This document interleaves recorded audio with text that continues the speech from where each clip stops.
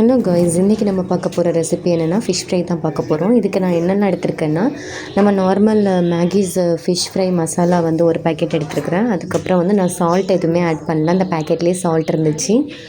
அதுக்கப்புறம் வந்து இஞ்சி பூண்டு பேஸ்ட்டு மட்டும் கொஞ்சம் ஆட் பண்ணி, கொஞ்சம் ஆயில் வந்து ஆட் பண்ணி நான் தண்ணி ஊற்றி நல்லா மிக்ஸ் பண்ணி வச்சுட்டு, இந்த மாதிரி ஒவ்வொரு ஃபிஷ்ஷாக எடுத்து இந்த மாதிரி நல்ல அதில் உள்ள நல்ல போகிற மாதிரி நல்ல மசாலாவை தடவி அப்ளை பண்ணி எடுத்துக்கிட்டேன்.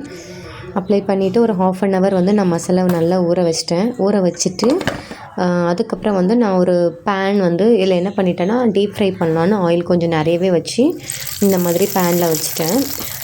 அதுக்கப்புறம் வந்து ஒவ்வொரு மீனையாக போட்டு நான் பொரித்து எடுத்தேன். இதில் என்ன பார்த்திங்கன்னா, மசாலா நமக்கு எதுவுமே பிரிஞ்சு போகலை. நான் லாஸ்ட் டைம் ஒன்று ட்ரை பண்ணியிருந்தேன்.